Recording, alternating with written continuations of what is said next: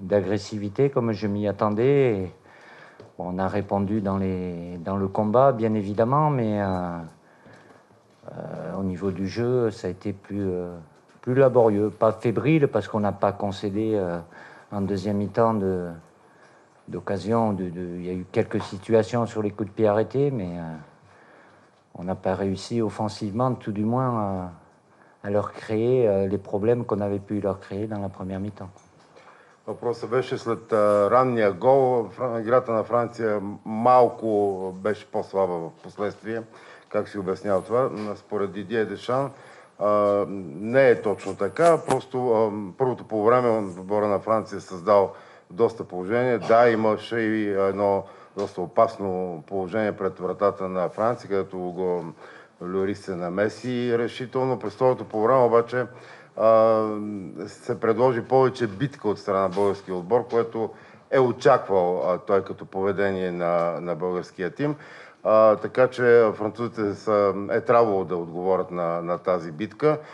Да, не се получи много добре като игра през второто по време. Повече трябваше да работим, каза той през тази втора част, но в крайна сметка стигнахме до победата. Le Parisien Dominique Sévrac. Bonsoir. Pas sur la première mi-temps, où on a eu pas mal d'enchaînements, de qualité. Après, sur la deuxième mi-temps, il y a eu beaucoup moins de liens et de combinaisons. Voilà, c'était un vrai combat et on a eu du mal à combiner.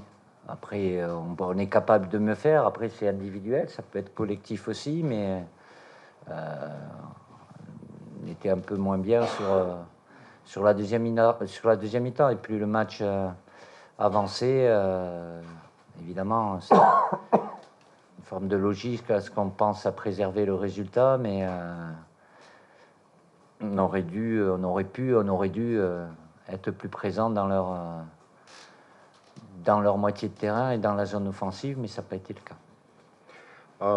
Според журналиста не е особено доволен от представянето на нападателите на Франция. Дали и той така мисли?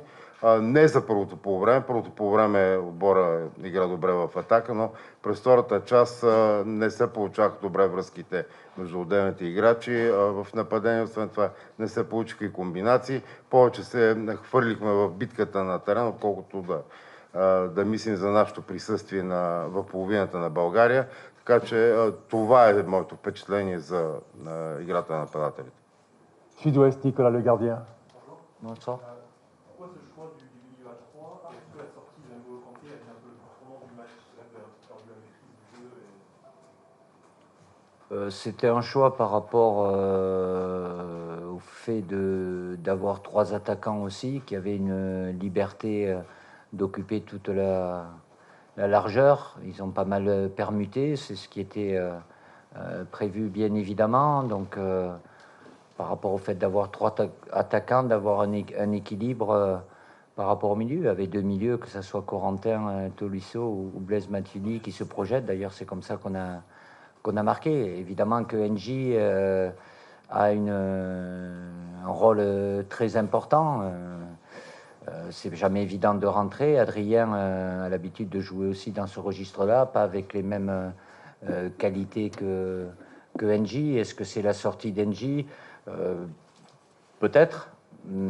C'est pas aller à l'encontre de la rentrée d'Adrien, mais c'est plus après aussi sur le démarquage au niveau de nos attaquants, où on a eu plus de mal à les trouver et donc forcément à enchaîner. Защо изборът му с трима души в полузащита беше въпроса? Тъй като включих и трима нападатели, които имаха повече свобода на действие. Затова трябваше да поставя и трима в халфовата линия. Дали принудителната смяна на N'Golo Канте е оказала влияние върху играта на Франция? Той каза да, може би, въпреки че и Рабио имаше своето присъствие, но по отношение на това, че пасовете към нападателите не се получаваха толкова добре след запускането на Канте, може би имаше някакъв негативен ефект. RMC BFM, Loïc Braillet. Oui. Quelles sont les nouvelles justement d'Angolo? Est-ce que tu pourras compter sur lui? Non, non. Sûr que non. Quand on sort avec un problème musculaire, ouais, c'est derrière la cuisse, donc il ne sera pas là, mardi. Дали ще може да играе Канте в следващия матч във вторник? Отговорът е не, има мускулен проблем, така че няма да участва. Oui, c'est à vous.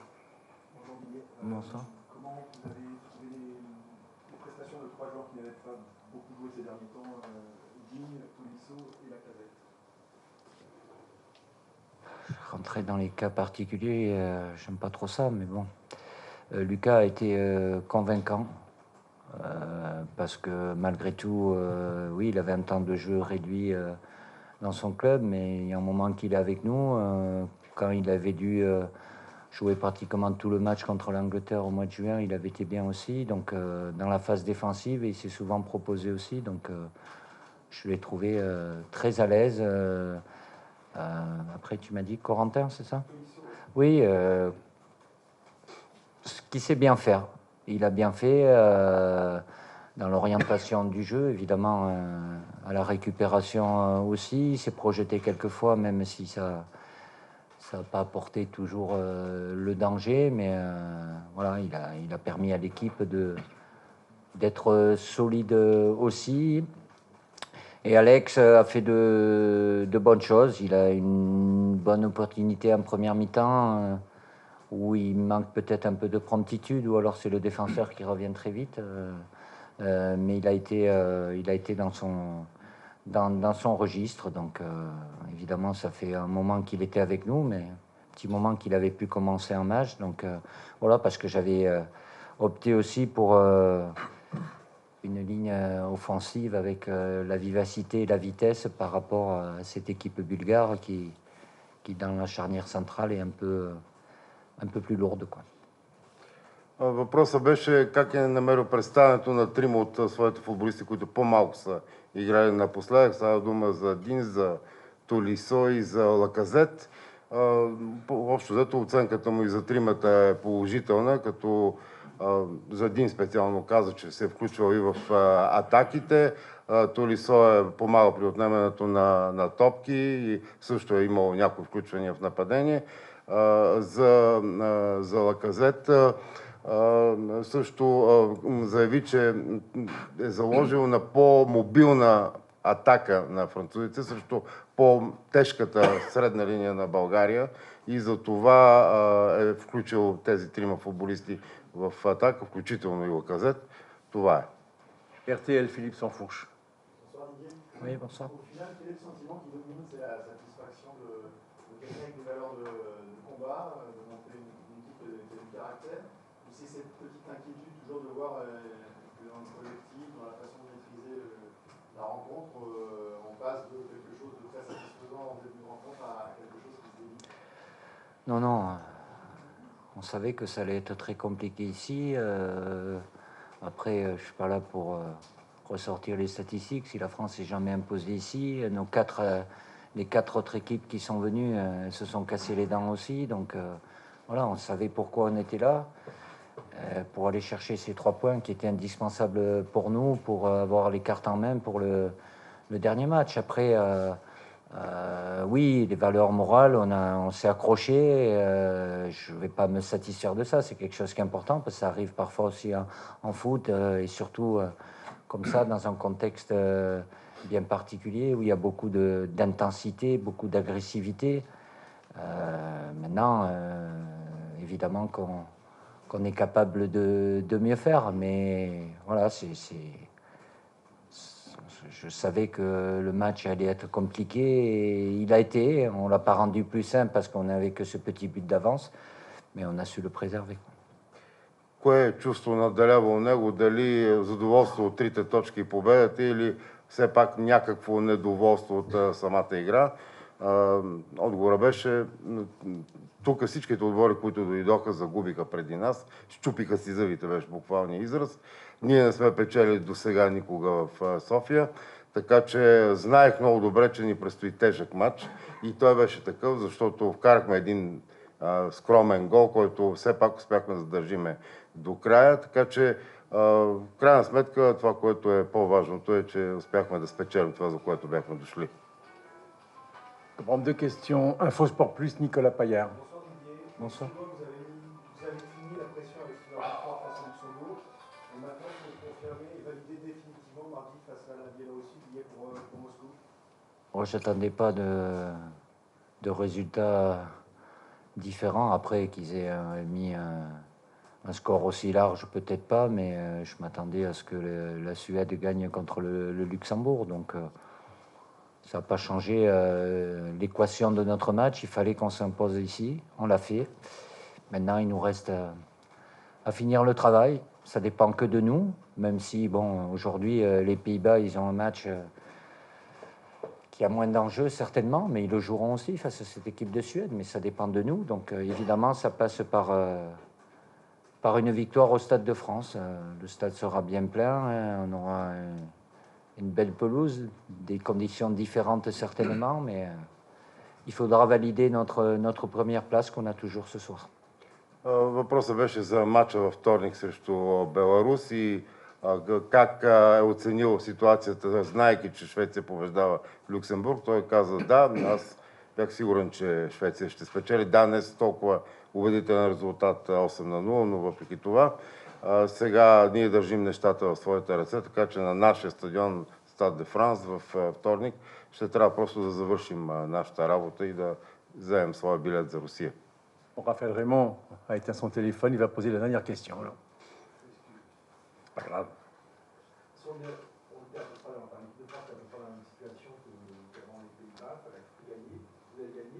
Qu'est-ce que tu vas faire dans les 2 prochains jours pour pas qu'il y ait de décompression et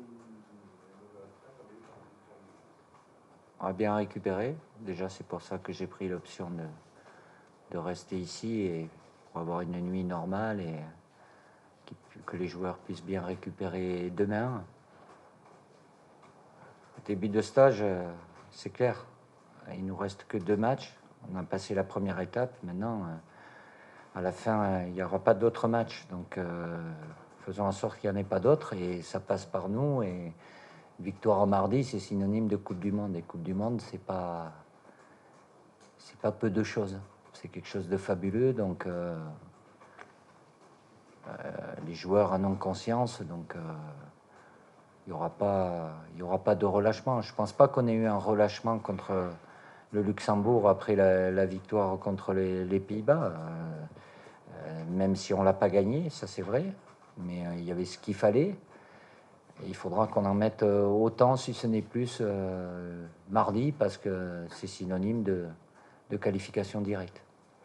Въпросът беше дали няма да се получи отпускане, подобно на това след победата над Холандия, също Люксембург и равенството 0-0 последвало след този матч. Той каза, не мисля, че такова нещо може да се получи, още повече не смятам, че имаше такова отпускане тогава. Първото нещо, което е да възстановим добре играчите, така че затова съм избрал да нощуваме тук в София, една нормална, спокойна нощ да изкараме. Имаме 2 дена след това до матча да го подготвим. Държиме нещата в свои ръце. Победим ли Беларус, отиваме на Сатон, което е нещо фантастично и това се знае от всички играчи. Merci beaucoup. Merci. Merci. Bonne soirée. Wow. Bonne chance.